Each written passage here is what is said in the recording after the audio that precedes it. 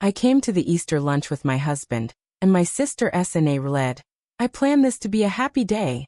Before she threw us out like we were trash she'd forgotten to take to the curb that the ham was dry. That was the first thing I noticed when I walked through my sister's front door. The smell of clove and brown sugar are hung in the air like a lie, sweet on top, bitter underneath. I see a covered dish of my grandmother's scalloped potatoes in one hand and my granddaughter's small, sticky fingers in the other. "Nana, it smells like a dream in here," Lily said. Her little face lit up like it was Christmas morning. She was 6, and she still believed that the grown-ups in her life loved each other. I squeezed her hand. "It smells like Easter, baby girl." We followed the sound of laughter into the dining room. The table was set with my sister Brenda's best china. The kind she only brought out when she wanted to remind you how far she had climbed above you. Crystal water glasses. Monogram napkins. A centerpiece of fresh lilies, so tall you could see the person across from you. Brenda stood at the head of the table. Her silk blouse the color of a robin's egg. Her hair was freshly blown out, her lipstick a precise line of authority. She looked at me the way she always looked at me, like I was a spot on a clean floor. "Irene," she said. Not a question. Not a greeting. An acknowledgement that I had arrived in her space and she would tolerate it. "Happy Easter, Brenda." I set the potatoes on the sideboard next to a silver chafing dish that had probably cost more than my first car. Behind me, Lily was already being swept away by my niece, a teenager with her mother's sharp eyes and her father's worried eyebrows. They read into the living room with the other children. I scanned the room for my husband, Walter. He was supposed to meet me here. He'd had to work an EARLY shift at the Wari house, loading trucks before dawn. At 64, his back was a roadmap of old pain, but he never complained. That was one of the things I loved about him. He just showed up, but Walter wasn't there yet. "Irene, you're late," Brenda said. Her voice pitched just loud enough for the relatives rest her to hear. "I asked everyone to be here by 1. I glanced at the grandfather clock in the hallway. 1:07. Walter had to. "Your husband's work schedule is not my problem." She waved a hand, dismissive, as if she were batting away a fly. "I planned this to be a happy day. Do you understand? I planned this to be a happy day." Her words landed like stones in my gut. I had heard that tone 1,000 times before. When I was 13 and my mother died and Brenda told me I was ruining the funeral with my crying. When I married Walter, a good man but a poor one, and Brenda announced at my bridal shower that she hoped I'd at least get a nice set of towels out of the deal. When Walter lost his job at the mill and we had to sell the house, and Brenda made a point of inviting everyone but us to her 4th of July barbecue because she didn't want the energy to be depressing. I had swallowed every single one of those stones. I had Leah Rened to make a bed of them and call it comfort. "I'm sorry," I said. "I'll help with the serving." "You'll do no such thing." Brenda's smile was a razor blade wrapped in cotton. "You look tired, Irene. Why don't you sit at the end table, the one in the kitchen? It's easier for you to get to the restroom from there." The end table. The CARD table they dragged out for the overflow. The one with the mismatched folding chair. I was 58 years old, and my sister was seating me at the children's table because she didn't want my worn-out presents or her lace tablecloth. I felt the heat crawl up my neck, but I bit down on the inside of my cheek. I had Leah Rened long ago that arguing with Brenda was like trying to stop a river with a broom. "You only got wet and looked foolish, of course," I said. I walked to the CARD table, my knees aching from the cold rain that had soaked through my shoes. Liar. I had wanted to buy new ones for Easter, but Lily needed a new dress, and that was more important. My shoes were 4 years old, and they leaked. I sat down in the folding chair and watched my sister's guests take their places around the main table. Her husband, Richard Rode, a man who had never looked at me with anything but pity, poured the wine. Brenda's 2 daughters, haughty and slender, took their seats like royalty. Their husbands, both in finance, wore crisp suits that probably cost more than Walter made in a month. Brenda had invited our cousin Patricia and her husband, both doctors. Patricia and I used to be close when we were girls. She looked at me from across the room and gave a small, apologetic smile. I gave her one back. It was the best I could do. And then the front door opened. Walter walked in. his work boots still on, his flannel shirt damp with rain. He was holding a bouquet of daffodils he had bought from the gas station down the road. They were cheap, and a few petals had already fallen off, but his face was split into a wide, ungué-eyed smile when he saw me. "Irene," he said. "Happy Easter." He crossed the room to me, leaning down to kiss my cheek. His BRD was rough, but his lips were gentle. I reached up and touched his face, the crow's feet around his eyes, the gray that had overtaken his hair. He was still handsome to me. He would always be handsome to me. "Walter," Brenda's voice cut through the room like a chainsaw. "You didn't change." Walter looked up, his smile faltering. "Brenda. Happy Easter. Sorry I'm late. The truck broke down and I had to." "The truck broke down," Brenda repeated, her voice dripping with scorn. "Of course it did. And you just had to come straight here, grease on your clothes, dirt on your boots, tracking God knows what across my Persian rug." "I tried to wipe my boots," Walter said, glancing down. "I did. I just came from." "You came from work," Brenda said. "The same work you've been doing for 30 years. The same work that keeps you and my sister in that little shack on Oak Street. I've seen the address, Walter. I know where you live." The room went silent. The clinking of forks stopped. Even the lilies seemed to droop with shame. I sta red at my hands. My hands that had scrubbed floors and folded laundry, and held babies and buried parents. My hands that were dry and cracked and covered in small brown spots of age. They were not beautiful hands, but they were strong. "Brenda," I said quietly, "that's enough." "Excuse me," she turned to me, her eyes glittering like cut glass. "I planned this to be a happy day. I spent hours on this meal. I bought the best ham, the freshest asparagus, the most expensive wine. And you bring potatoes that look like a dog's breakfast and a husband who smells like diesel. Do you have any idea how disrespectful that is?" "I don't think he meant any disrespect," Patricia said weakly from the table. "Stay out of this, Patricia," Brenda snapped. "This is between me and my sister. Irene, I've been patient with you for 5 decades. I tried to help you when your mother died. I tried to help you when you made that fool choice to marry a man with no future. I tried to help you when you sold the house and moved to that miserable little rental. But I can't help someone who won't help herself." Walter's face had gone pale. He stood beside me, his hand on my shoulder, and I could feel him trembling. Not with rage. With shame. And that was worse. I stood up from the folding chair. "Brenda," I said. "You're right. You planned this to be a happy day. And we ruined it. We ruined it by being poor. We ruined it by being tired. We ruined it by being a reminder of everything you've been running from your whole life." The table gasped. Brenda's mouth opened, then closed. She was not used to being interrupted. "Irene, you're making a scene," Richarode said, standing up as if to intercept me. "No, Richarode," I said. "Brenda made the scene. I'm just living in it." I turned to Walter. "Get the potatoes," I said. "We're leaving." "Irene." Lily's small voice came from the doorway. She was standing there with her cousin, her eyes wide and wet. "Are we going?" I walked to her and knelt down, even though my knees screamed in protest. I took her face in my hands. "Yes, baby. We're going. But it's okay. Nana has a plan." "What plan?" Lily whispered. That I didn't have a plan. I had nothing but a handful of dignity and a husband who loved me and a granddaughter who needed me to be stronger than I had ever been. But I smiled anyway. "Nana's going to make a new kind of Easter," I said. "One we can be proud of." I stood up and walked to the Sidiboe Road. I picked up the dish of scalloped potatoes. The glass was warm in my hands. I looked at Brenda's face. The shock and fury and Relay concealed triumph. She thought she had won. She thought she had driven me out like a stray dog. But I wasn't a dog. I was a woman who had survived the death of my mother, the loss of my home, the grinding poverty of a life lived on the margins. I had survived Brenda's cruelty for 50 years. And I would survive this too. "Irene, you're making a mistake," Brenda said, her voice breaking slightly. "You'll come crawling back. They always come crawling back." I walked toward the door. Walter followed, his hand firm on my elbow. Lily slipped her small hand into mine. The rain had sta root again outside, pattering against the windows like judgment. And then I stopped. I looked at Brenda over my shoulder. You said you planned this to be a happy day, Brenda.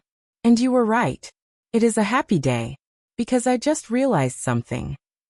What? She asked, her voice sharp. I smiled. It was not a kind smile. It was the smile of a woman who had just found a loose thread in a tapestry and realized she could pull it. I'm done being your target, I said. And that is the happiest Easter gift I could ever give myself. I walked out into the rain, my granddaughter at my side and my husband behind me. The door clicked shut. The lilies in the centerpiece wilted in my memory. That was the day the old Irene died, that the new one was just beginning to breathe. But as we drove home in silence, the rain streaking the windows like TRS, I held my grandmother's skillet in my lap and realized the terrifying truth.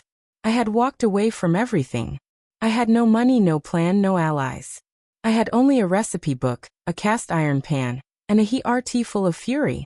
And my sister was already on the phone, I knew it, calling everyone who mattered to make sure I never rose again. She had power, money, connections. I had nothing but the weight of 50 years of swallowed silence pressing down on my chest. And yet, as Lily's small head rested against my shoulder and Walter's hand found mine across the seat, I felt something I hadn't felt in decades. I felt the ghost of my grandmother's voice in my ear, whispering the words she used to say every morning before she opened the diner. The only thing they can't take from you, Irene, is what you build with your own hands. I looked out the window at the dark, wet road ahead and made a vow. I would build something. I would build it with my hands, with my grandmother's recipes, with every ounce of strength I had left. And when I was done, I would walk back through that glass door, not as the woman who was thrown out, but as the woman who rose from the ashes and refused to be small ever again. The question wasn't whether I could do it, that the question was whether I could survive the storm that was already gathering around me, that I didn't know the answer. But I was about to find out. That we drove home in a silence that was heavier than any rain. Walter's old truck rattled and coughed, the wipers struggling to keep up with the downpour. Lily sat in the middle seat, her head against my shoulder, her small body warm even as the cold seeped in through the cracked window. Nana, she said after a long while. Why does Aunt Brenda hate us? I didn't have an answer for her. Not a good one. So I told her the truth as best I could. She doesn't hate us, baby, I said. She's afraid of us. Afraid? Lily looked up, her brow furrowed. She has a big house and a big car and a big dog. What's she afraid of? I thought about that. About the way Brenda Hoa ride her things, her status, her judgments. About the way she climbed over others to feel taller. About the way she could only shine if someone else stood in the shadows. She's afraid of being small, I said. So she tries to make us small instead. But that's not our problem. That's hers. Walter reached over and took my hand. His fingers were calloused, his palm rough, but his touch was tender. I'm sorry, he said. I should have changed. I should have. No, I said firmly. You came straight from work because you were worried about us. You brought flowers. You showed up. That's more than anyone else did. He looked at me, his eyes filled with the kind of love that had weathered 3 decades of hardship. But there was something else there too. Something I hadn't seen in a long time.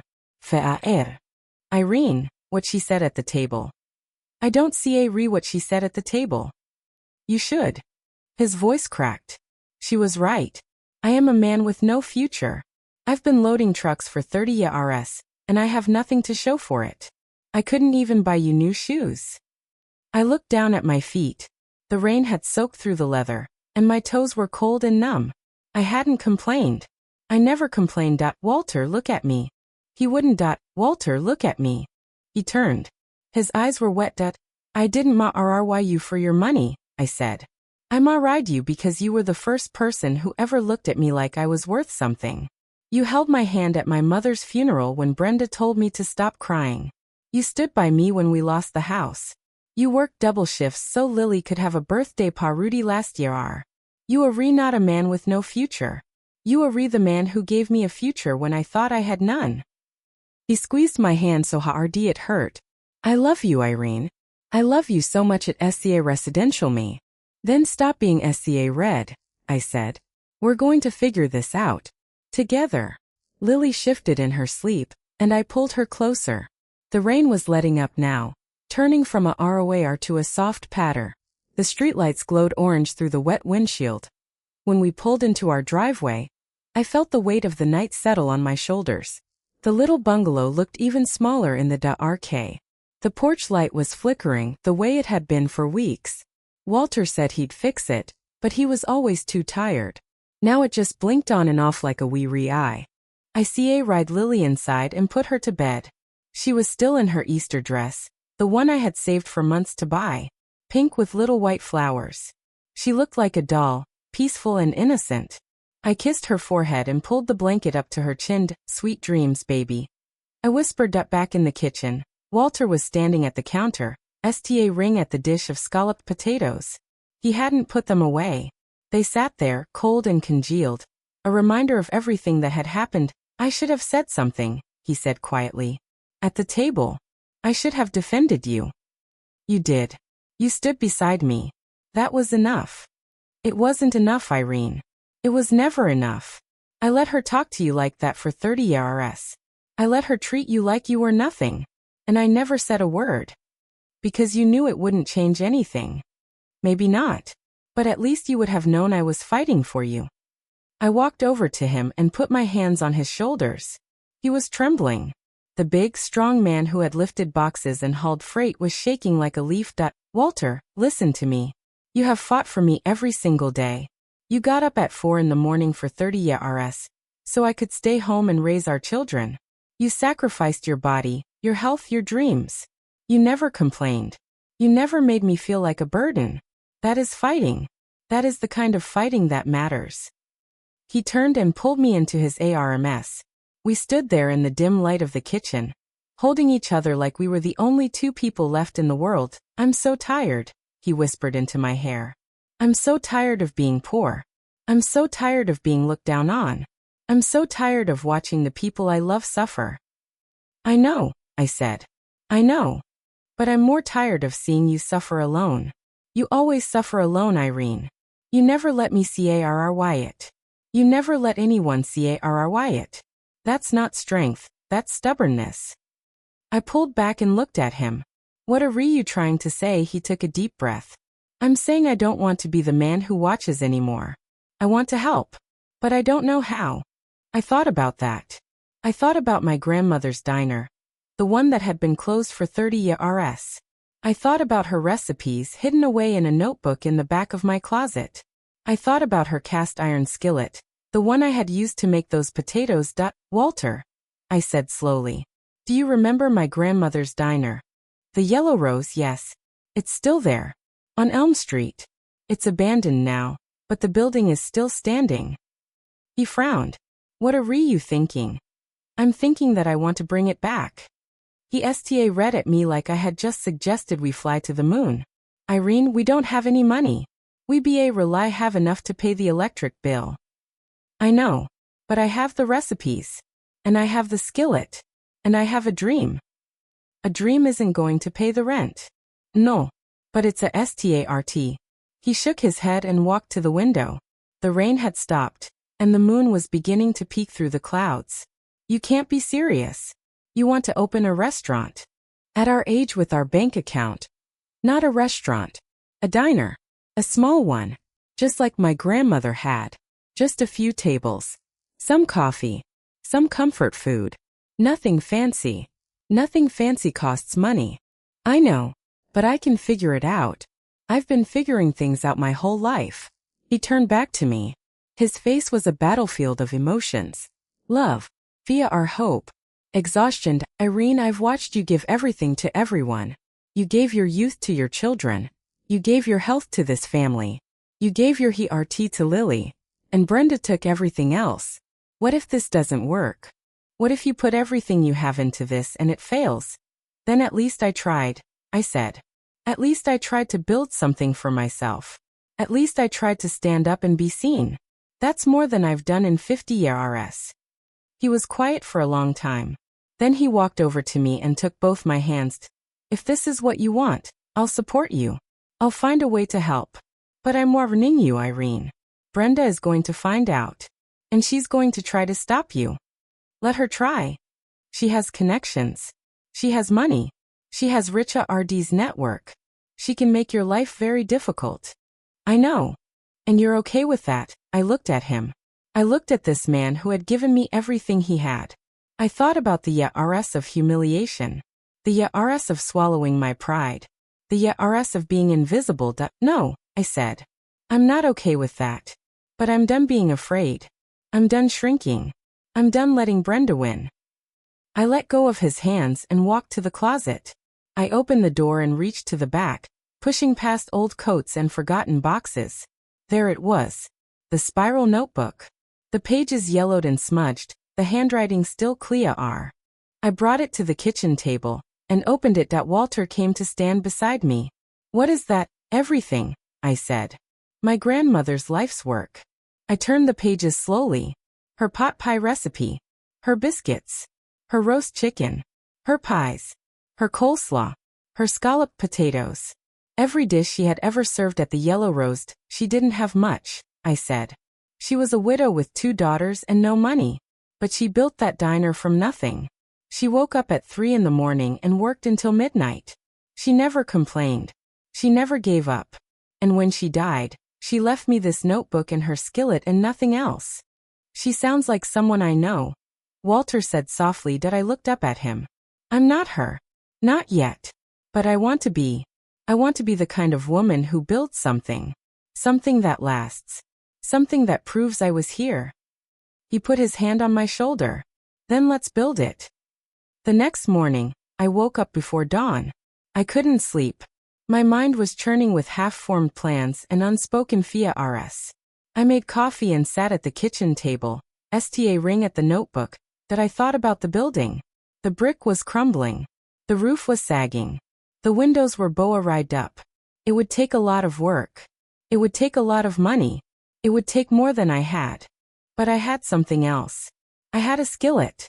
A cast iron skillet that had been in my family for 70 years. It was stained and seasoned, black as coal and smooth as silk. It had made more meals than I could count.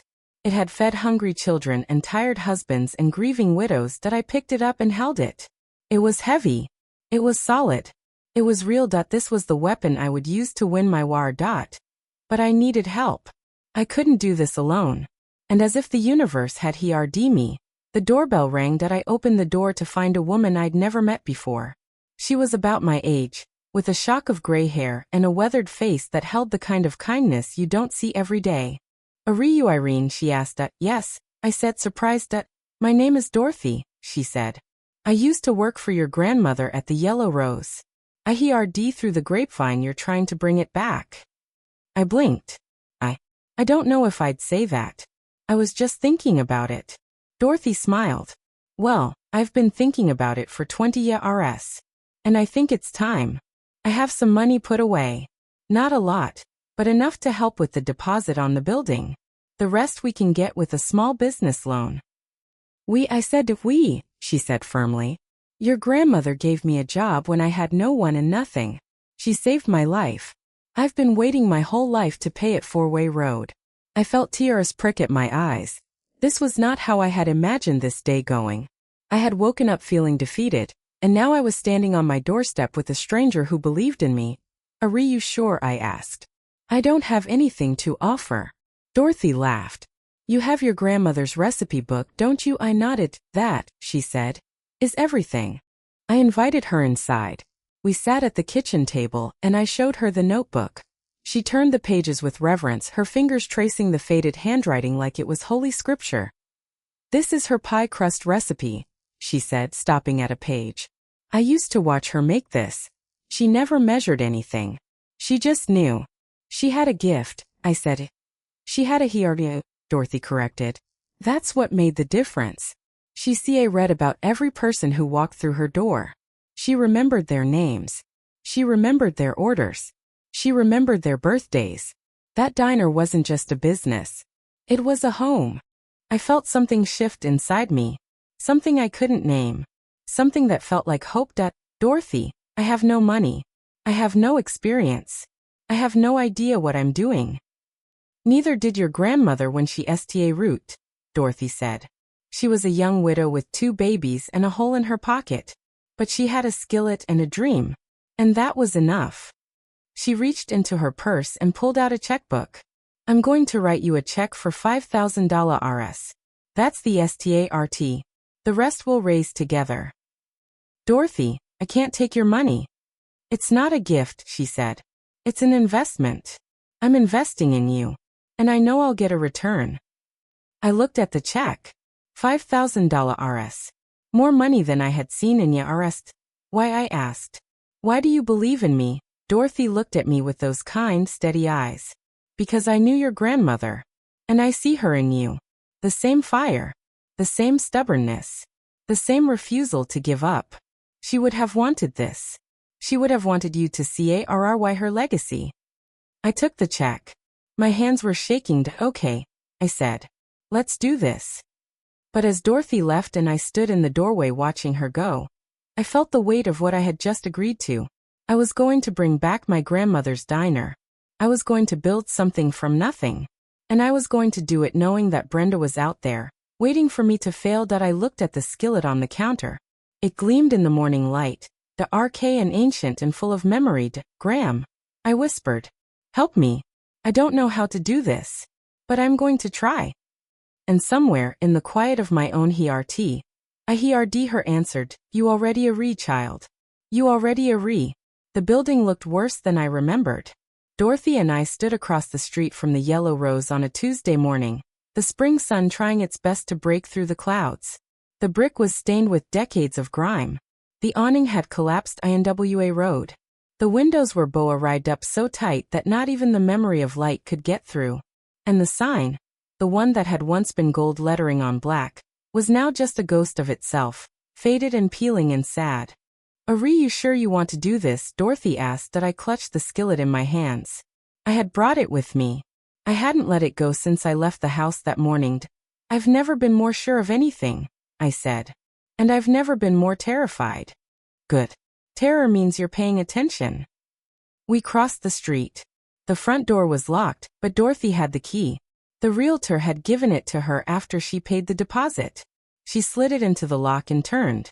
The door groaned open like it was waking from a long sleep. The smell hit me first. Dust and rot, and the faint ghost of old grease.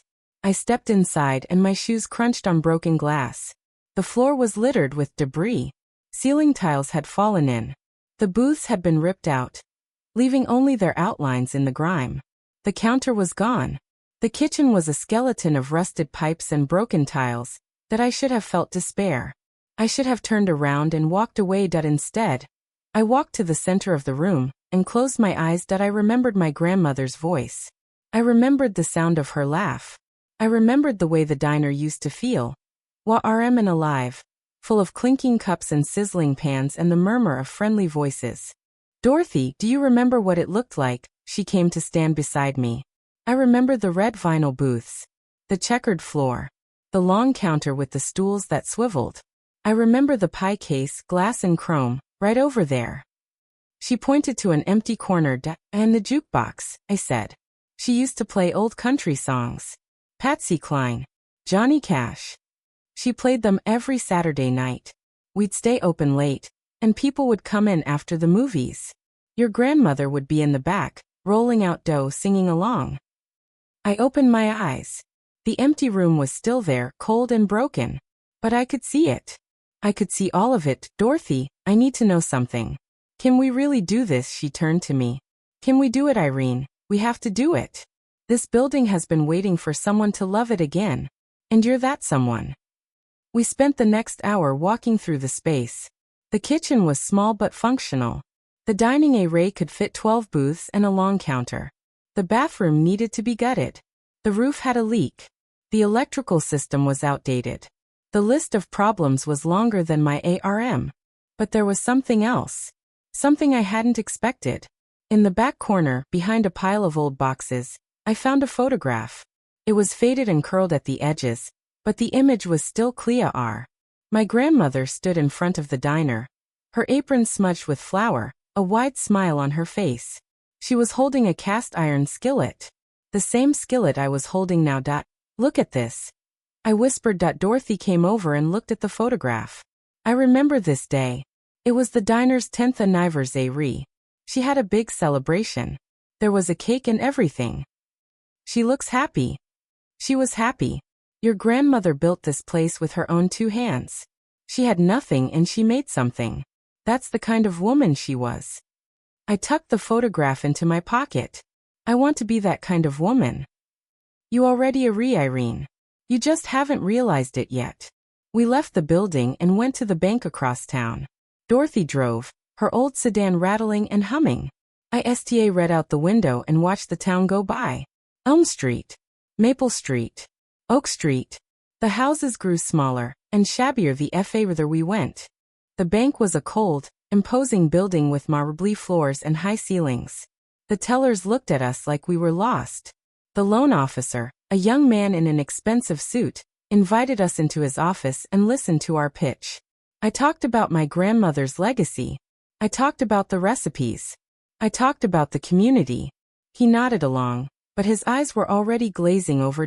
Mrs. Reynolds, he said when I finished. I appreciate your passion. I really do. But I have to look at the numbers.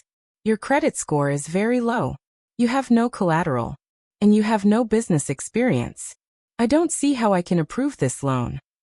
I have a partner, I said. Dorothy has savings. We have a plan. Your partner's savings won't cover the renovation costs. You're looking at least $50,000 RS just to make the building operational. That's not even counting the equipment and the permits and the initial inventory. We could start small, Dorothy said. We don't need everything at once. Mom, I'm sorry. I can't approve this loan. I don't think any bank in this town would approve this loan. I sat there in silence. The weight of his words pressed down on me like a lead blanket. I had been so sure, so certain. And now this young man with his perfect tie and his polished shoes was telling me that my dream was impossible. But I wasn't done yet. I understand, I said. Thank you for your time. I stood up. Dorothy followed. We walked out of the bank and into the parking lot. That went well, Dorothy said dryly. He's a fool, I said.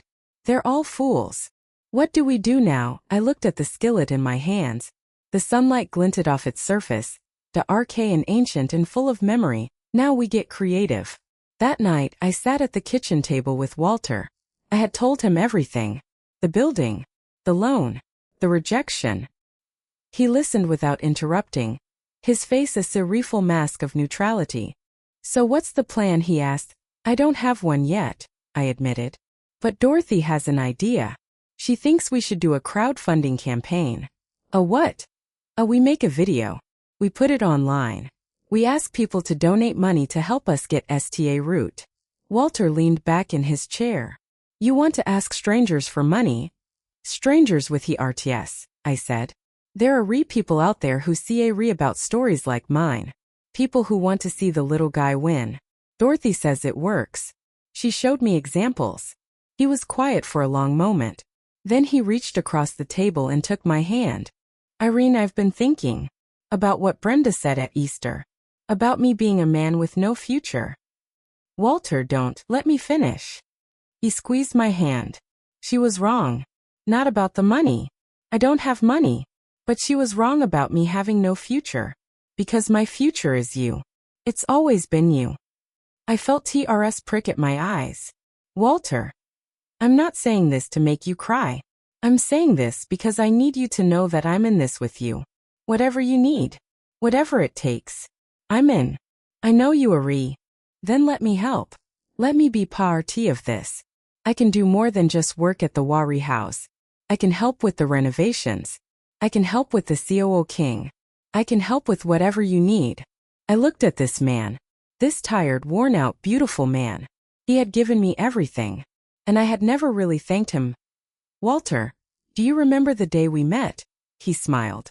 I was working at the RDWA restore. You came in looking for paint. I was painting my mother's house. I was so young, so stupid. I didn't know anything about paint. You helped me pick the right color. You picked pink, he said. You painted the whole living room pink. I thought it was beautiful. It was, he said. But not as beautiful as you. I leaned forward and kissed him. It was a soft kiss, gentle and full of arresta. Thank you, I said. For everything. Don't thank me yet. Wait until we're done. Then we'll celebrate. The next day Dorothy came over with a camera. She had borrowed it from her nephew, a young man who made videos for a living. She set it up in the living room and adjusted the lighting. Okay, Irene, she said. This is your chance. You have 3 minutes. Tell them your story. I sat on the old couch with the skillet on my lap and the recipe book in my hands. Walter stood behind the camera, giving me a thumbs up. Lily was in the other room, watching CA returns. Ready, Dorothy asked. I nodded. She pressed record. I looked into the lens and sta root talking. I talked about my grandmother. I talked about the diner. I talked about the Easter lunch. I talked about being small. I talked about being invisible. I talked about being done. When you've been told your whole life that you don't matter, USTART to believe it, I said. USTART to shrink. USTART to make yourself smaller so you don't take up space. USTART to apologize for existing. I paused. The TRS were coming now, but I didn't stop them. But I'm done apologizing. I'm done being small. I'm done letting other people define who I am. I'm going to build something. I'm going to build a place where everyone feels like they matter. A place where everyone is welcome. A place where the food is made with love and the doors are always open. I held up the skillet. This was my grandmother's. She used it to feed people, to heal people, to show them that they were loved. And I'm going to use it to do the same thing. I looked into the camera. I'm asking for help. I'm not asking for a handout. I'm asking for a hand up. If you believe in second chances, if you believe in the underdog, if you believe that a woman with a skillet and a dream can do something amazing, then please help me. Help me bring the yellow rose back to life. Dorothy turned off the camera. That was perfect, she said. I was crying. I said, wiping my eyes. Good. People need to see that. She edited the video that night. The next morning, she posted it online. I didn't sleep. I lay in bed, sta ring at the ceiling, wondering if anyone would watch. Wondering if anyone would see a re. The minutes stretched into hours. The sky outside turned from black to gray to pink. And then my phone buzzed. I looked at the screen. A woman in California had donated $10 Rs. Another buzz. A man in New York had donated 25. Another. A Walter. I shouted. Wake up. He sat up in bed, disoriented. What's happening? People are redonating. Strangers are redonating. Look. I showed him the phone. The donations kept coming. $5 Rs. $10 Rs. $50 Rs. $100. Holy hell. He whispered. How many? I don't know. I can't count. There are so many. By the end of the day, we had raised $2,000 Rs. By the end of the week, we had raised $10,000. The video had been shared hundreds of times. The comments were flooding in. I love this story. I want to eat at this diner. You go, Irene. This is what the world needs. I sat in the kitchen and read every single comment. I felt like I was floating. Like I was being lifted up by 1,000 invisible hands. Dorothy, I said when she called. It's working. It's really working. I told you, she said. People love a good story. And your story is a good one. But I knew it wasn't going to be easy. Brenda was out there.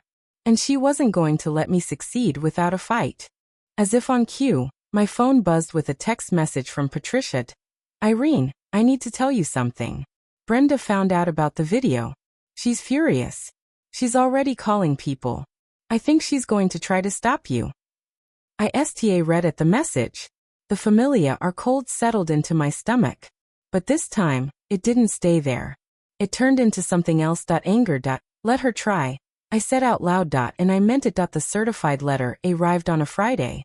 I knew it was bad news before I even opened it. The envelope was thick and official, the return address stamped with the city seal.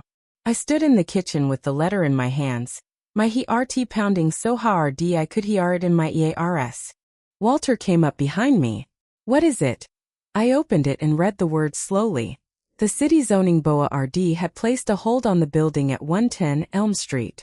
A review for historical preservation status had been initiated. Until the review was complete, No new business operations could begin. The review could take up to 6 months to— 6 months, I whispered. We can't wait 6 months. Who initiated the review? Walter asked. That I didn't answer. I already knew. Brenda. This was her work. I could see her now, sitting in her perfect kitchen, making phone calls, pulling strings, using her husband's connections to crush me. I crumpled the letter in my fist. I'm going to kill her. No, you're not, Walter said gently. But you're going to do something. I can see it in your eyes. I looked at him. She wants me to give up. She wants me to crawl back to her and beg. But I won't. I will never beg her for anything again. Then what do we do? I thought about it. The building was locked up. The permits were frozen. The money we had raised was sitting in a bank account that couldn't be touched until the review was over. Then I remembered something. My grandmother used to say that the best way to win a war was to change the battlefield. If Brenda wanted to fight me on official grounds, I would fight her on the street. We have a pop-up, I said. We set up a table outside the building. We serve my grandmother's recipes. We don't need a permit for that. A pop-up, yes. We take the food to the people. We show them what we can do. We build a following. By the time the review is over, we'll have customers waiting in line. Walter St. read at me. That's crazy. Crazy enough to work. Or crazy enough to get us arrested. I walked to the counter and picked up the skillet. Let them arrest me. I'll be the most famous COOK in the jailhouse. I called Dorothy that night. She was as angry as I was, but she was also practical. Brenda's playing dirty, she said. We expected that. The question is what we do about it. I've already decided, I said.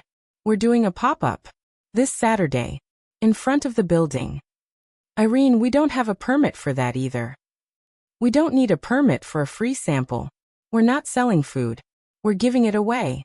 We're just letting people know that the yellow rose is coming back. Dorothy was silent for a moment. Then she laughed. Your grandmother would have loved this. She was always breaking rules. She said rules were for people who were too afraid to dream. Saturday morning came with a sky full of clouds and a threat of rain. I didn't see Walter helped me load the car with a portable stove, a folding table, and my grandmother's entire collection of cast iron skillets. Dorothy brought the ingredients. Lily came along too, because she refused to be left behind. That we set up the table on the sidewalk in front of the Boa Ride-Up building. The street was quiet. A few cars drove by. A man walked his dog. A woman pushed a stroller. Nobody stopped. I think this was a mistake, Walter said. It's only been 10 minutes, I said. Give it time. We waited. The wind picked up and Narly blew the table over. I held it down with my body. The skillet clutched to my chest. We look like we're having a yard sale. Dorothy said, just COOK. I said. STARTCOO King. The smell will bring them in. She fired up the portable stove. I sta root making my grandmother's scalloped potatoes. The butter melted in the skillet. The onions sizzled. The smell of garlic and cream and cheese began to drift down the sidewalk. A woman walked by with a little girl. The little girl tugged on her mother's sleeve and pointed. What's that? She asked. It's a free sample, I said. Would you like to try? The mother hesitated, but the little girl was already reaching. I handed her a small cup of potatoes. She took a bite, and her eyes widened. Mommy, it's so good. The mother looked skeptical, but she took a sample too. I watched her face as she tasted it. The skepticism melted into surprise, then something like wondered. This is amazing, she said. What is this? It's my grandmother's recipe, I said. I'm trying to bring back her diner. The yellow rose.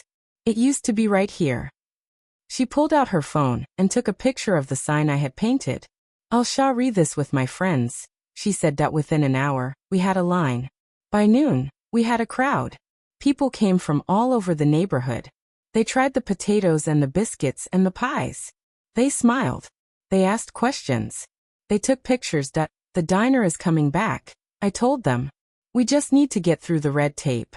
But we're coming back. At 3 o'clock, a young woman with a camera showed up.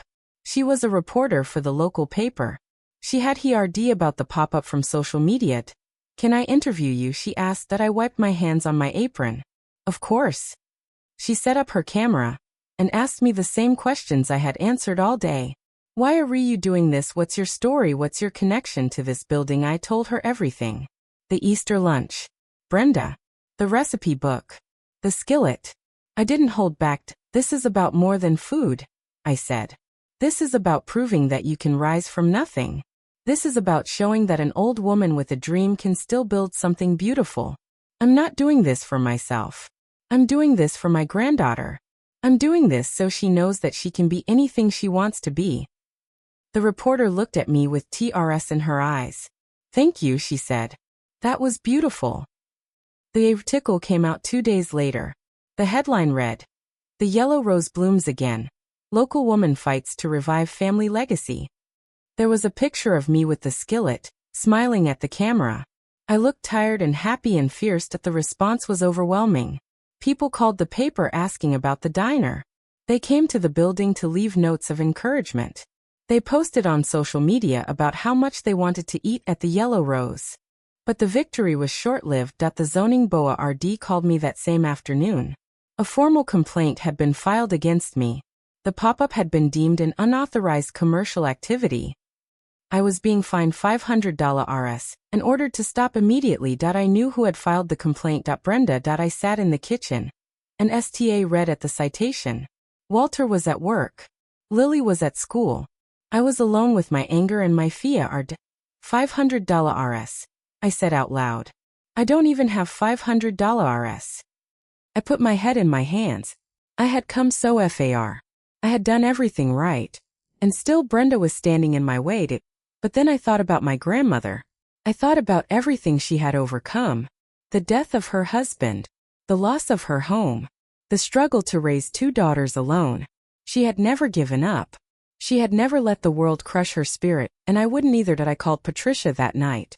She answered on the first ring. Irene, I'm so sorry. I know it was Brenda who filed the complaint. Richard told me. He was furious with her. Furious. He said she was out of line. He tried to talk her out of it, but she wouldn't listen. She said you were yemba rassing the family. Yemba rassing? I repeated. She's the one who should be yemba rassed. Not me. I know. But Irene, she's not going to stop. You need to be ca reful. I'm done being ca reful, I said. I'm done walking on eggshells. If Brenda wants a war, she's going to get one. Please don't do anything rash. Rash, I laughed. Patricia, I've been cautious my whole life. I've been quiet and small and invisible. And look where it got me. Sitting in a rental house with a fine I can't pay and a dream that's falling apart. What are you going to do? I thought about it. The skillet sat on the counter, the RK and silent. I looked at it and I felt a surge of strength that surprised me. Tomorrow, I said. I'm going to the city council meeting. I'm going to speak in front of everyone. I'm going to tell them what happened. And I'm going to ask them to help me. They'll never listen. Brenda has connections. She knows people. Then I'll make them listen. I'll make them see the truth. Patricia was quiet for a long moment. Then she said, Irene, I'm proud of you. I've never been more proud of anyone in my life. Thank you, Patricia. That means more than you know. I didn't sleep that night. I lay in bed and rehearsing my speech over and over. Walter held my hand and told me it was going to be okay. What if they don't listen? I asked. Then we keep going, he said. We've come this far. We're not turning back now. The next morning I dressed in my best clothes. A simple blue blouse and a black skirt. I put on the necklace my grandmother had given me. A small gold cross. I walked into the city council chamber and took a seat in the back. The room was full of people. Bureaucrats. Business owners. My sister. I saw her the moment I walked in. She was sitting in the front row. Richard rode beside her. She looked at me with a cold smile, the kind of smile that said, You're already beaten. The meeting began. They went through the regular agenda. Then they got to the item about the historical preservation review. I stood up to, Excuse me, I said. I'd like to speak. The council members looked at me. The chairman nodded. Please come four-way road. I walked to the podium. My legs were shaking. My hands were trembling. But I held my head high. My name is Irene Reynolds. I said. I'm here to talk about the building at 110 Elm Street. I'm here to talk about the yellow rose. I told them my story. I told them about my grandmother. I told them about the diner. I told them about the Easter lunch. I told them about Brenda. I told them everything. I don't have money, I said. I don't have connections. But I have a dream. And I believe that this community deserves a place where everyone feels welcome. A place where the food is made with love and the doors are always open. I paused and looked around the room. Brenda's face was red. Her eyes were blazing. I know that someone in this room has been working against me, I said. Someone with influence and power. But I'm not here to point fingers. I'm here to ask for help. I'm here to ask you to believe in me. The room was silent, then a man in the back stood up. He was old, with white hair and a kind face. I remember the yellow rose, he said. I used to eat there every morning. Best biscuits I ever had. I'd love to see it come back. Others sta root talking. A woman. A young man. An elderly couple. We'd support it. Sign me up. I'll volunteer. The council members looked at each other. The chairman leaned four-way road. Mrs. Reynolds, I'm going to ask the zoning board to expedite the review. It may take a few weeks, but we'll do what we can. Thank you, I said. Thank you all. I walked out of the chamber with my head held high. Brenda followed me outside. Enjoy your little victory, she snarled. It won't last. I turned to look at her. Brenda, I'm not trying to win. I'm trying to build something. And no matter what you do, you can't stop me. She opened her mouth to speak, but I was already walking away. The weeks that followed were a blur of paint and sweat and sleepless nights. The zoning review had been expedited, just as the council chairman promised. 3 weeks. That's all we had to wait. 3 weeks and then the building would be ours. But I wasn't waiting. I couldn't afford to wait. So I showed up at the building every morning at 6, Walter beside me, Dorothy not far behind. We cleared debris. We scrubbed walls. We pulled out old tiles and laid down new ones. I learned how to sand and how to prime and how to patch holes in drywall. My hands were raw and my back ached and my knees screamed every time I stood up. But I kept going. You need to rest, Dorothy said one afternoon. She had caught me leaning against the counter, my eyes half closed. I'll rest when we open. I said, you'll be dead by the time we open at this rate. Then at least I'll die trying. Walter brought Lily by after school. She stood in the middle of the room and spun around, her arms outstretched. Nana, it looks like a real restaurant. Almost, I said. It's almost there. Can I help? I looked at her small hands, her eager face. You can help me taste the biscuits when we make them tomorrow. Her face lit up. Really, really? You're going to be my official taste tester. She ran over and hugged me, her little arms squeezing my waist. I felt TRS prick at my eyes. This was what I was fighting for. This moment. This feeling. The knowledge that I was building something for her to inherit at the next day. I made biscuits for the first time in my grandmother's kitchen. Not my kitchen. The diner's kitchen. I stood at the counter with the old recipe book open in front of me. Dorothy measured the flour. I cut the butter. This is the secret, I said, showing Lily. You have to use cold butter. Very cold. And you don't overmix. You just bring it together until it holds. Why? Because if you overmix, they get tough. You want them light and flaky and full of love. I dropped the dough onto the floured counter and folded it over. Lily watched with wide eyes. Now we cut them, I said. With this. I pulled out my grandmother's biscuit cutter. It was old and worn, the metal bent in places, the handle smooth from decades of use. I pressed it into the dough and lifted out a perfect circle. That's beautiful, Lily whispered. It's your great-grandmother's, I said. She made thousands of biscuits with this. Millions. Meb. Will you teach me? I knelt down beside her. I will teach you everything I know. And one day, you'll teach your children. And their children. And this diner will be here for 100 years. Promise, I held up my pinky. Promise. She linked her tiny pinky with mine. I love you, Nana. I love you too, baby. More than anything. The first day I used the skillet to see go okay in the diner was the day everything changed. I was standing at the stove making my grandmother's chicken pot pie. The filling simmered in the skillet. The smell of butter and onions and herbs filled the kitchen. I closed my eyes and I was 12 years old again, standing beside my grandmother in her little kitchen. Irene, she used to say, the secret to a good pot pie is patience. You can't rush it. You have to let the flavors come together. I opened my eyes and looked at the skillet. The dark surface gleamed. The years of seasoning had given it a patina that could never be replicated. It was the most valuable thing I owned. Irene, Walter called from the dining room. You have a visitor. I wiped my hands on my apron and walked out. Brenda was standing in the doorway. She looked different. Her hair was less perfect. Her blouse was rumpled. Her eyes were red, like she hadn't slept. What do you want? I asked. I wanted to see it, she said quietly. See what? The diner. What you've done with it. I stepped aside and let her look. The floor was clean. The booths were in place. The counter gleamed. The sign outside had been repainted.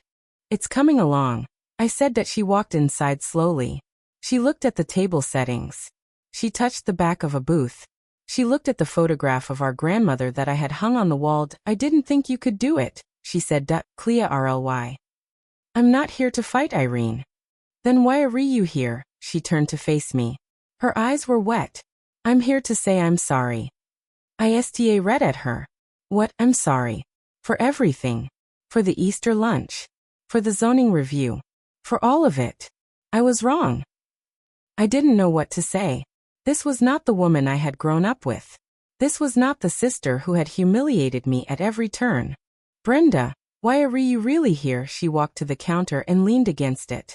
Because Richard left me. The words hit me like a slap. What? He said he couldn't be with someone so bitter and mean. He said I'd turned into a monster. And he was right. I have been a monster. I was so jealous of you, Irene. You had everything I didn't. Everything. I've been poor my whole life. I've struggled every single day. What did I have that you didn't? Walter, she said. You had Walter. The way he looks at you. The way he loves you. I've never had that. Richard never looked at me like that. Not once. I was stunned into silence. All those years I made you feel small because I felt small, she continued. I wanted to tear you down because I couldn't lift myself up. It was pathetic. It was cruel. And I'm so sorry. I walked over to her. I didn't know what to do. My instinct was to push her away. To throw her out the same way she had thrown me out. But I looked at her face. The years of bitterness. The loneliness behind her eyes. She was broken. Just like I had been. Brenda, I said softly. I've been angry at you my whole life. Angry for everything you did to me. But I'm tired of being angry. It's exhausting. I don't deserve your forgiveness. No, I said. You don't. But I'm not giving it to you because you deserve it. I'm giving it to you because I need to move on. She root to cry. Real TRS, not the crocodile TRS she used to weaponized. I don't know how to be different, she said. I've been this way for so long. Then START, I said. START by being honest. START by being kind. It's not easy, but it's the only way. She wiped her eyes. I told Richard I was coming here. He said he'd be proud of me if I did. Are you going to try to win him back? I don't know if I can, but I'm going to try to be better. For myself. I reached out and took her hand. She flinched, surprised. Let me make you some coffee. I said, Daddy, you don't have to. I know. But I want to. I walked to the kitchen and poured her a cup.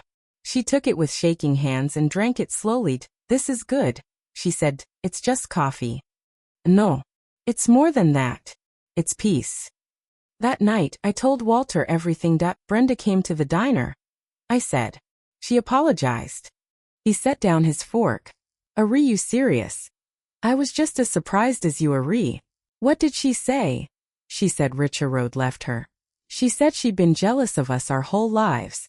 She said she was sorry. Walter shook his head slowly. I never thought I'd hear that woman apologize for anything. I didn't either. But she did. And I forgave her. Just like that. Oh, not just like that. It took me years of anger to get to this point. But I realized something. Forgiveness isn't about the other person. It's about you. It's about letting go of the weight you've been carrying. He reached across the table and took my hand. You're a better person than I am. No. I'm just a person who's tired of carrying rocks. The next morning, I was at the diner EARLY. Dorothy arrived and I told her about Brenda's visit. She came here and you served her coffee. Yep. Did you check it for poison? I laughed. Dorothy, she's my sister. And she's trying to change. People like that don't change. Maybe. But I'm willing to give her a chance. That's what my grandmother would have wanted. Dorothy sighed. You have a heart that's too big for your chest. You know that, I've been told. That afternoon, I was working on the menu when Lily came running in. Nana, someone's coming with a big truck. I walked to the door and looked outside. A delivery truck was pulling up. I hadn't ordered anything. I didn't have the money. Who is that? Dorothy asked. I don't know. The driver got out and handed me a clipboard road. Delivery for Irene Reynolds. It's been paid for in full. By who? By someone named Brenda. That's all I know. I signed for the delivery and opened the back of the truck. Inside were boxes and boxes of equipment. A commercial stove. A refrigerator. A freezer. Shelving. Prep tables. Everything I could possibly need. I stood there in shock. Dorothy came up behind me. Your sister paid for all this. I guess so. Wow. That's something. I felt the TRS come again. Not TRS of sorrow this time. TRS of surprise. Of gratitude. Of hope that maybe she's really changing. I said that maybe, Dorothy said. But keep your eyes open. People like that don't change overnight. I know. I'm not letting my guardi down. But I'm willing to give her a chance. The next week was pure chaos. We worked day and night to get the diner ready. The equipment was installed. The menu was finalized. The sign was hung. Lily helped me paint the final coat on the last booth. She was refill and precise, her little tongue poking out in concentration. Nana, when are we going to open? In 2 days. I said. 2 days. I can't wait. Me neither, baby. Me neither. The night before opening, I couldn't sleep. I lay in bed and read at the ceiling. Walter was snoring beside me, peaceful and content. I got up and walked to the kitchen. The skillet was on the counter. I picked it up and felt its weight. Graham, I whispered. Help me tomorrow. Help me be brave. I sat there for a long time, holding the skillet, feeling the generations of love that had gone into it. Then I went back to bed. Opening day came with a sky full of sun. I stood outside the diner at 6:45 a.m., waiting. Dorothy was inside making the coffee. Walter was in the kitchen, prepping the food. Lily was in her best dress, ready to help. At 7 o'clock, I unlocked the door. The first customers came in at 7:05. An elderly couple I had never seen before. They looked at the menu and ordered coffee and biscuits. These are the best biscuits I've ever had. The man said. I smiled. They're my grandmother's recipe. Well, she must have been a great woman. She was. By 9 o'clock, the place was full. By noon, there was a line out the door. People came from all over town. Some had seen the article. Some had heard about the pop-up. Some just followed the smell of butter and coffee. I was in the kitchen, with King nonstop. Walter brought me supplies. Dorothy managed the front. Lily brought water to the customers, her face beaming. At 2 in the afternoon, the door opened and Brenda walked in. She looked nervous. She was wearing a simple blouse, not her usual silk and PRLS. She walked to the counter and sat down. Irene, she said when I came out. Can I get a cup of coffee? Sure. I said. I poured her a cup and set it in front of her. She took it and drank. I'm proud of you, she said quietly. Thank you. I'm also here to offer my help. I looked at her carefully. What do you mean? I have experience with accounting. I can help you manage the books. If you want. I studied her face. I looked for the old Brenda, the one who would try to control me. I didn't see her. That would be very helpful, I said. Thank you. She smiled. It was a hesitant smile, but it was real. 1 cup at a time. I said. 1 cup at a time. She repeated. And we drank our coffee together, 2 sisters finally at peace. The first month of the Yellow Rose was everything I had dreamed and nothing I had expected. We were busy from open to close 7 days a week. Dorothy managed the front with an iron fist wrapped in a velvet glove. Walter worked the kitchen like he had been born there, his hands moving with a rhythm that surprised even me. Lily came after school and helped clear our tables, her little voice chirping, "Can I get you anything else?" And Brenda showed up every Tuesday and Thursday with her accounting ledger. At first I watched her like a hawk. Every time she reached for a pen I tensed. Every time she asked a question I braced for a criticism. But the criticism never came. She just worked quietly, her head bent over the numbers, her brow furrowed in concentration. "Your profit margins are thin," she said one afternoon. She looked up at me with a worried expression. "You're not charging enough for the pot pie. It's my grandmother's recipe. I can't charge too much." "Irene, I'm not saying gouge people. I'm saying charge what it's worth. You're using quality ingredients. You're putting in long hours. Your customers would pay $1 or more, and not even blink." I sat down across from her. "Is that really true? I've run the numbers. If you raise the price by $1 on the pot pie and the chicken dinner, you'll make an extra $300 a month. That's not nothing." I thought about it. $300. That could pay for Lily's school supplies. That could fix the leak in the roof at home. That could buy new shoes for Walter. "Okay," I said. "Let's try it." She smiled. It was a small smile, uncertain and new. But it was genuine. "I'm glad you trust me. Don't make me regret it." "I won't. I promise." But trust, Leah Rened, was a fragile thing. And Brenda was still Brenda. The first crack app I read 3 weeks later. I came in EARLY on a Saturday morning to find Brenda already there, sitting at a booth with a man I didn't recognize. He was wearing a suit. He had a folder in front of him. "Who's this?" I asked. Brenda looked up, sta riled. "Irene. I didn't expect you so EARLY. Obviously." I walked over to the booth. "Who is he?" "This is Mr. H.A. Risen. He's from the investors group." "Investors?" Brenda stood up. Her face was flushed. "I was just thinking, Irene. The diner is doing well, but it could do so much more. If we had capital, we could expand. We could open a second location. We could franchise." I read at her. "Franchise, Brenda? We've been open for 2 months. We're just getting our feet under us." "Exactly. That's why we need to strike while the iron is hot." Mr. H.A. Risen's group is interested in small businesses with growth potential. I told them about your grandmother's recipes, your story, the community support. They're very interested. I looked at Mr. H.A. Risen.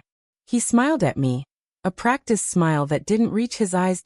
"Mrs. Reynolds, your sister has told me so much about you. The Yellow Rose has a wonderful brand. With the right investment, we could take this concept nationwide." Nationwide. The word echoed in my head. I had dreamed of owning a diner. I had never dreamed of owning an empire. "I need to think about this." I said. "Of course," Mr. H.A. Risen said. "Take your time. But the opportunity won't wait forever." I waited until he left. Then I turned to Brenda. "What were you thinking?" "I was thinking about the future," she said. "About what we could build together." "Together, Brenda. You just took it upon yourself to talk to investors without consulting me. Without consulting Dorothy. Without consulting anyone. I wanted to surprise you. You surprised me all right. I'm stunned." She looked down at her hands. "I'm sorry. I thought I was helping." "You were helping yourself, Brenda. You were trying to take control. Just like you always have." "No," she said, her voice suddenly fierce. "No, that's not what I was doing. I know I used to control everything. I know I used to manipulate people. But I'm different now. I'm trying to be different." "Then act like it." She nodded slowly. "You're right. I overstepped. I should have come to you first. I'm sorry." I sighed. I was tired. Tired of being angry. Tired of always looking over my shoulder. "I accept your apology. But Brenda, if you want to be part of this, you have to trust me too. You have to let me make the decisions." "I know. I will. I promise." The investors group sent a follow-up letter the next week. They were interested in a formal proposal. Brenda brought it to me with a sheepish expression. Here, she said. I already told them we're not interested. But I thought you should see it. I took the letter and read it. The offer was generous. Very generous. More money than I had ever seen in my life. Brenda, this is a lot of money. I know. We could do so much with this. We could. But we could also lose everything. Investors want control. They want to own the brand. And your grandmother's recipes are not a brand. They're your heritage. I looked at her. She wasn't doing it again. She was holding back. Thank you, I said. For what? For letting me decide. For not pushing. She smiled. I'm learning. The diner continued to thrive. The reviews were glowing. The customers kept coming. Lily became a local celebrity, everyone's favorite little waitress. But in the back of my mind, I knew the investor's offer was just the beginning. Other opportunities would come. Other people would try to buy me out to take what I had built. And I needed to be ready. The second crack apparet on a rainy Thursday. Brenda was at the diner working on the books. I was in the kitchen prepping for the dinner rush.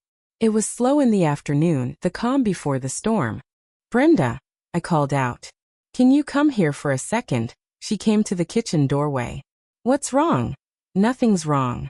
I just wanted to show you something. I pulled out my grandmother's recipe book. The pages were yellowed, the handwriting faded. I opened it to the scalloped potatoes page. This is where it all sta root, I said. This recipe. The one I brought to Easter lunch. The one you threw out. She winced. Irene, I'm so sorry. I'm not telling you this to make you feel bad. I'm telling you because I want to give you something. I tore out a clean page from a notebook and wrote down the recipe. Then I handed it to her. What's this? She asked. It's your copy. I want you to have it. She read at the paper in her hands. Irene, I don't understand. When we were kids, I used to think you had everything. You were the favorite. You were the pretty one, the smart one, the one everyone loved. But you didn't have this.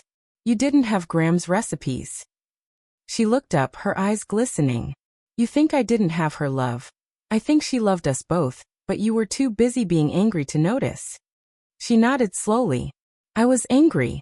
So angry. At our mother for dying. At our father for leaving. At you for being so good. You never fought back. You just took it. And I hated you for that. I hated you for being the bigger person. I put my hand on hers. I wasn't being the bigger person, Brenda. I was being a doormat.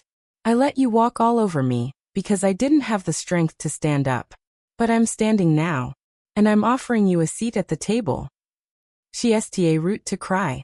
I had seen her cry twice now in the space of a few months. More than I had seen in the previous 50 years combined. I don't deserve this, she said. Probably not, I agreed. But I'm giving it to you anyway. She laughed through her tears. You're impossible. I know. That night, after the diner closed, Dorothy pulled me aside. I saw you give Brenda the recipe. It's just a recipe, I said. It's not just a recipe and you know it. That's your grandmother's legacy. You just handed it to the woman who spent 50 years trying to destroy you. I looked at Dorothy. Her face was full of concern. Dorothy, I didn't give her the only copy. I wrote it down. She has it because I wanted her to have it. Because she's my sister. Because she's trying to change. And because forgiveness is not a weakness. It's a weapon. A weapon. A weapon against the bitterness that's been eating me alive for decades. I'm done being bitter. I'm done being angry. I'm done letting Brenda's past actions define my future. If she's really trying to change, I'm going to give her the chance. Dorothy shook her head slowly. You're a better woman than me. Oh no. I'm just a woman who's learned that holding a grudge is like drinking poison and expecting the other person to die. I've been drinking poison for 50 years. I'm ready to stop. She hugged me. I'm proud of you, Irene. I really am. Thank you, Dorothy. I wouldn't have made it here without you. You made it here because you're strong. I just helped hold the door open. Brenda came back the next day with a new recipe. I've been working on this, she said. It's a lemon cake. I used to make it when we were kids. Do you remember? I looked at the recipe. I remember. Mom loved that cake. I know. I wanted to add it to the menu. If that's okay with you. I read the recipe. It was simple and elegant. Perfect for a summer dessert. I love it, I said. Let's add it to the menu. She beamed. Really, really? And Brenda, thank you for bringing something of your own to this place. It's a small thing, she said. That it's not small. It's your way of saying you belong here. She nodded. I do belong here. And I'm not going anywhere. The investor letter sat in my desk drawer for weeks. I couldn't bring myself to throw it away. It was a reminder of what could have been, of the easy path I had chosen not to take that one night. I showed it to Walter. I could have been rich, I said. Really rich. He looked at the letter. But you would have lost something. Would I have the money would have changed everything. Lily could have gone to private school. We could have retired. You could have stopped working at the Wari house. He put the letter down. Irene, I've been loading trucks for 30 years. I'm tired. My back hurts. My hands ache. But I'm happy. I'm happy because I come home to you. I'm happy because I get to see you chase your dream. And I'm happy because I know that when I die, I'll leave behind a woman who made a difference. You always make me cry. I said that it's a gift. I laughed and threw my arms around him. Thank you for never giving up on me. Never, he said. I'd follow you to the ends of the earth. You know that. I know. The next morning, I got up early and went to the diner. The sun was rising over the rooftops, painting the sky in shades of pink and gold. I stood in the empty dining room and looked around at the photographs of my grandmother on the wall, the red vinyl booths, the checkered floor, the counter where Lily stood on a stool to reach the register. This was my legacy. This was what I had built with my own hands. And when Brenda walked in an hour later, I smiled at her. Ready to work? I asked. Ready, she said. What are we making today? Everything, I said. We're making everything. The Yellow Rose had been open for 6 months when the invitation arrived. It was a thick cream envelope with my name written in elegant calligraphy. I opened it at the kitchen table, my hands trembling for reasons I couldn't explain. Dr. Irene Reynolds, the letter read. You are cordially invited to the annual Elm Street Business Awards Gala. This year, the Yellow Rose has been nominated for the Community Impact Award. Please join us at the Grand Ballroom on Saturday, October 14th, at 7 p.m. I read the letter 3 times before I believed it. Nominated. We had been nominated. Walter. I shouted. Come here. He came running from the living room, his face full of alarm. What happened? Is it Brenda? Is it the investors again? Read this.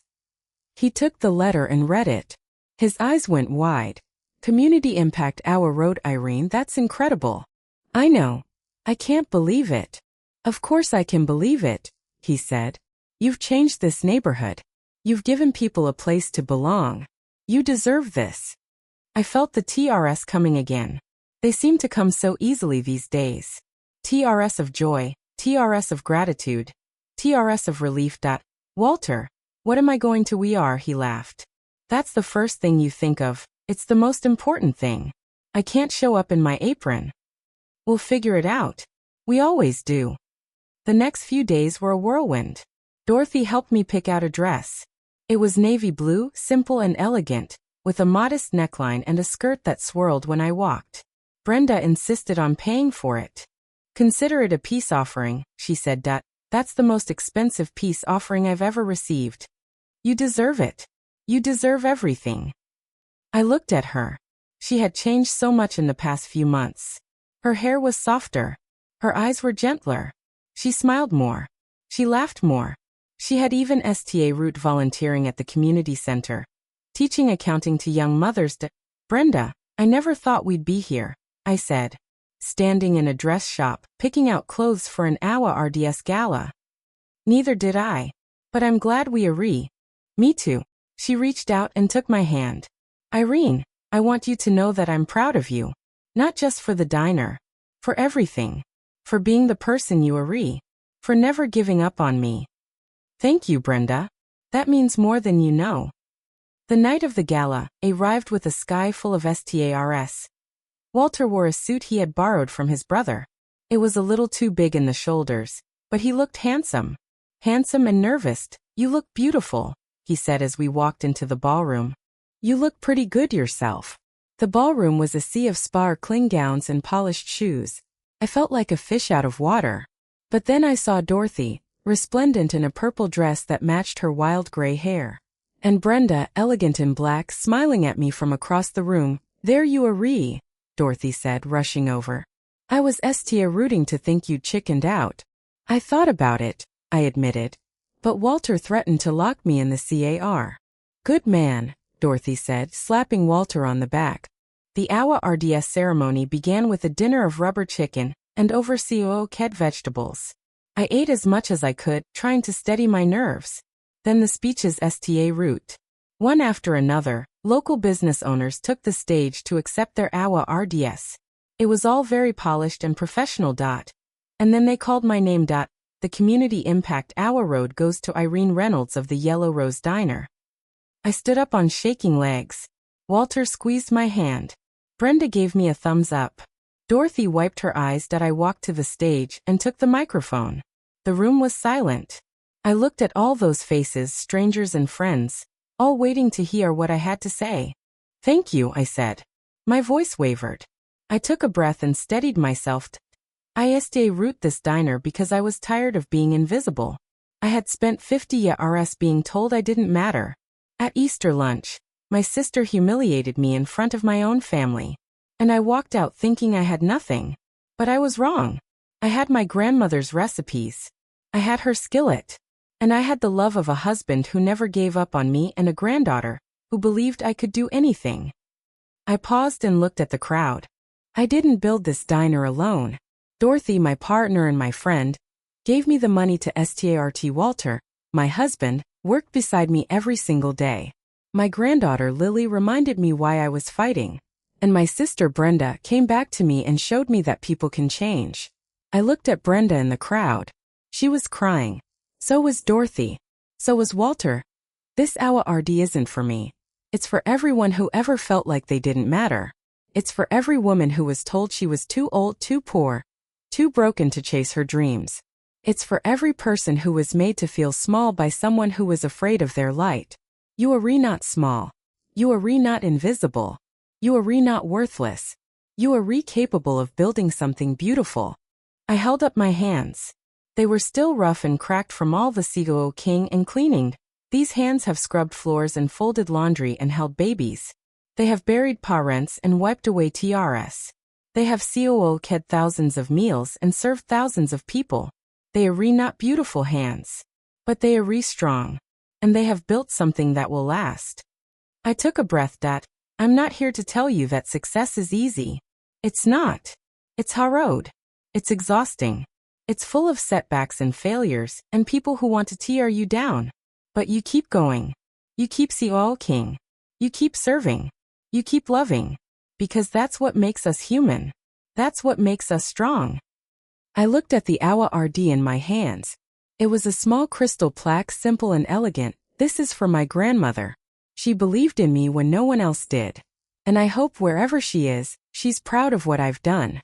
The applause was thunderous. I walked off the stage and into Walter's arms. Did you hear that? I asked.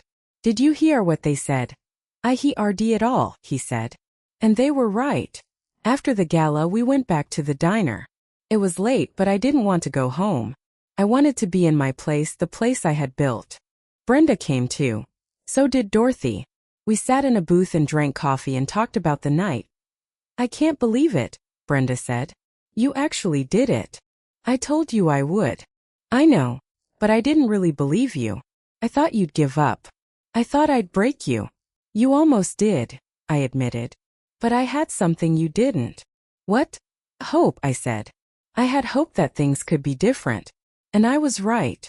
She nodded slowly. I didn't have hope. I had anger. And it ate me alive. But you're here now. And that's what matters. Dorothy raised her coffee cup. To Irene, the woman who refused to give up. We all raised our cups. To Irene. We drank. The coffee was bitter and strong. It tasted like victory. The next morning, I woke up early and went to the diner. The sun was rising over the rooftops, painting the sky in shades of pink and gold. I stood in the empty dining room and looked around.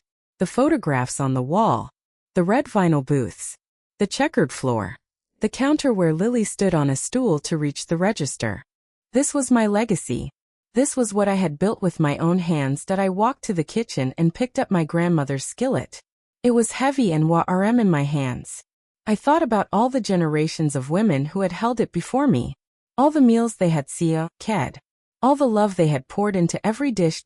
Gram, I whispered. I did it. I really did it.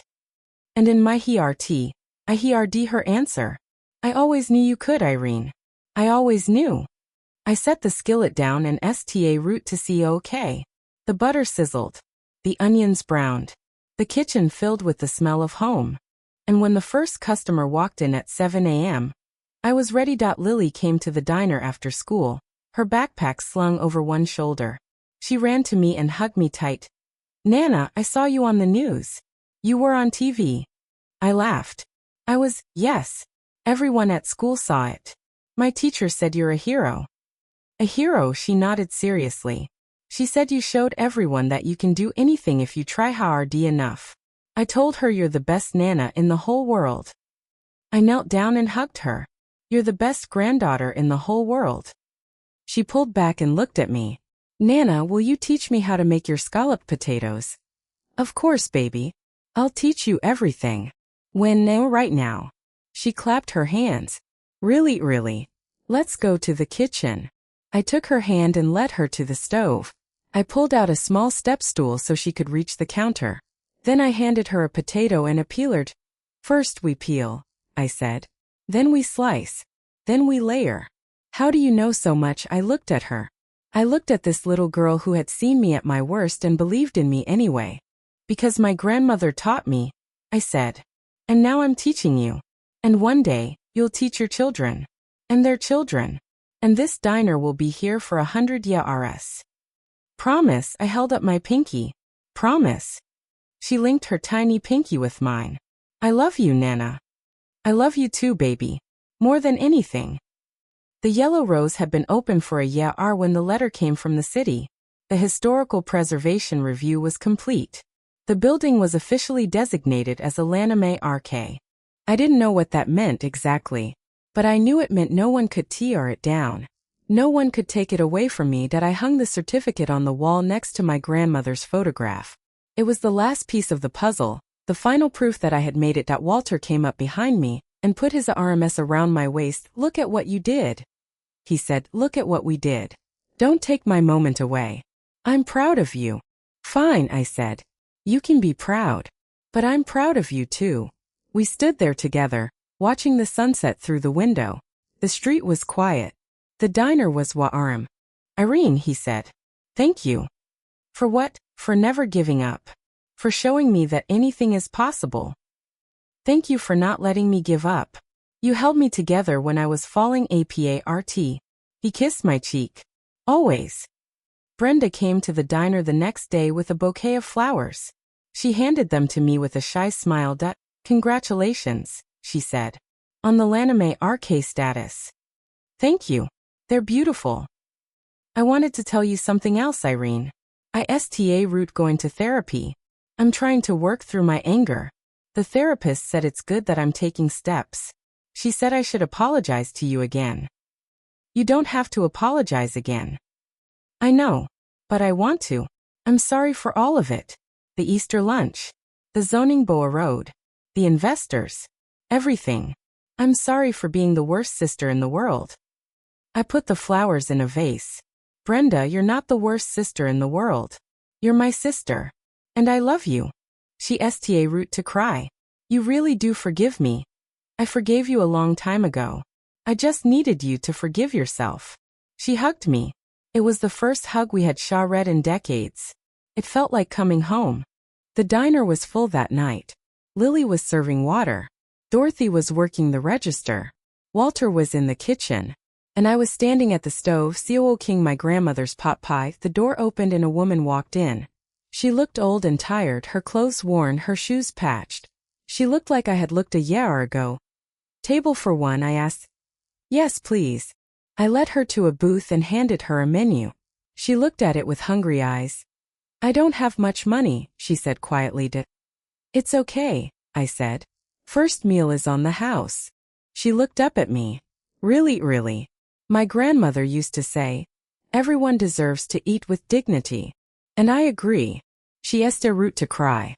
Thank you. You don't know what this means to me. I put my hand on her shoulder. I do know. I was you not long ago. And someone gave me a chance. Now I'm giving one to you. She smiled through her tiaras. You're a good person. No, I said. I'm just a woman with a skillet and a dream. And I'm not going to let anyone make me feel small again. I went back to the kitchen and esté route coo king. The butter sizzled. The onions browned. The world outside was cold and RK. But inside the yellow rose, it was warm and full of love. After the customers left, I sat alone in the empty dining room. Lily was asleep in the back booth, curled up under a blanket. Walter was cleaning the kitchen. Dorothy had gone home. I looked at my grandmother's photograph on the wall. You would have been proud, Gram, I whispered. You would have been so proud. And I knew in my heart that she was. That if this story touched you, if it reminded you that you are never too old to start over, never too broken to build something beautiful, leave a comment below. Tell me about your own grandmother. Tell me about the dream you're still chasing. I read every single one. If you want to see what happens next at the Yellow Rose, hit that subscribe button. Join our little community.